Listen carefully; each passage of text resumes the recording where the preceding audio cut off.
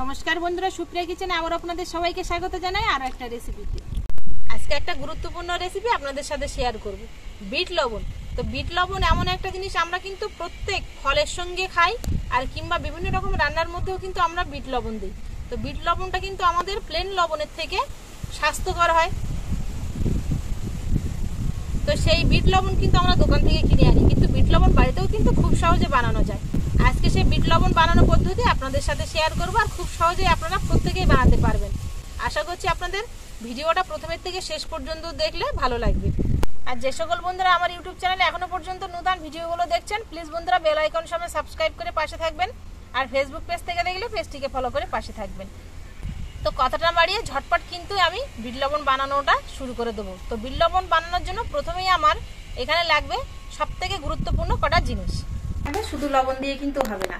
তো একদম দোকান থেকে যেরকম আমরা বিট লবণ কিনে আনি, ঠিক সেই উপকরণ দিয়ে আর ঠিক সেইভাবেই কিন্তু বানাবো। তবে বানানোর পদ্ধতিটা হবে কিন্তু খুব সহজ, আপনারা প্রত্যেকেই বাড়িতে বানাতে পারবেন।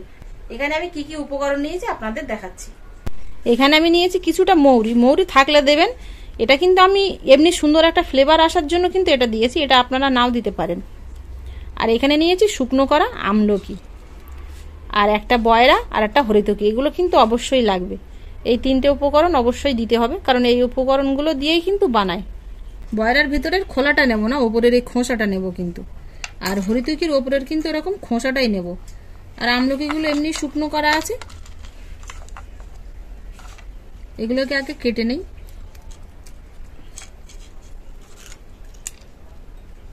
আর বয়রা তো খুব সহজে কিন্তু ছাড়ানো যায়। আপনারা এই উপকরণগুলো কিন্তু যে কোনো মুদিখানার দোকানে গেলে পেয়ে যাবেন। যদি অনেকে বলেন যে কোথায় পাবো এই উপকরণগুলো, তো মুদিখানার দোকানে গেলে অবশ্যই আপনারা পেয়ে যাবেন। মুদিখানার দোকানে যদি না পান, তাহলে যেসব দোকানে কুমোরসজ্জার বাজার হয়, মানে পূজার জিনিসপত্র কিনতে পাওয়া যায়, সেই দোকানে গেলেও কিন্তু আপনারা পেয়ে যাবেন।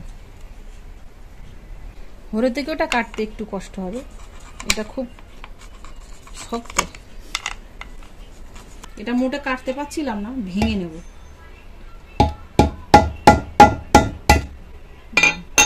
ভেঙে গেল দেখুন, আর ভেতরের দানাটা কিন্তু থেকে গেল।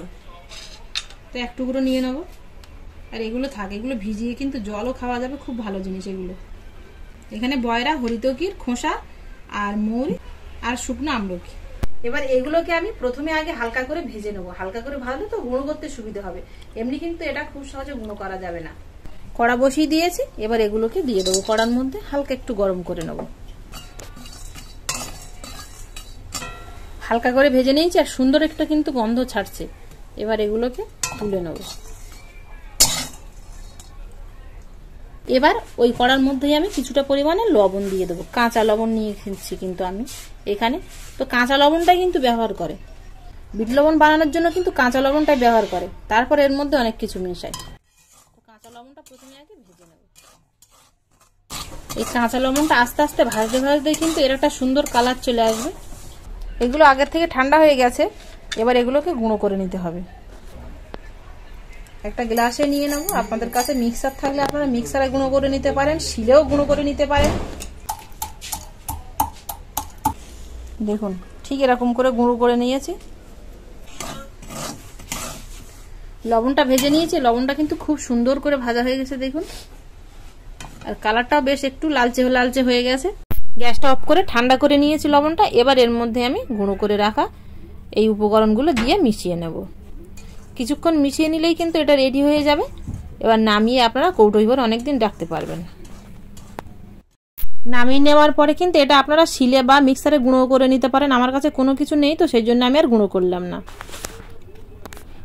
আমার কাছে তো কোনো ফল নেই, ফল থাকলে আমি আপনাদের অবশ্যই ফলের সাথে খাইয়ে দেখাতাম যে ঠিক হয়েছে কিনা, বিট লবণটা একদম দোকানের মতো কিনা।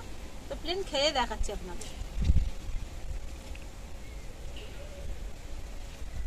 দারুণ হয়েছে কিন্তু, একদম দোকান থেকে আমরা যেরকম কিনে আনি বিট লবণ, হালকা একটু কষ মিষ্টি মিষ্টি, ঠিক সেরকমই হয়েছে। এইভাবে বানালে কিন্তু আপনারা বাড়িতে প্রত্যেকেই বানাতে পারবেন।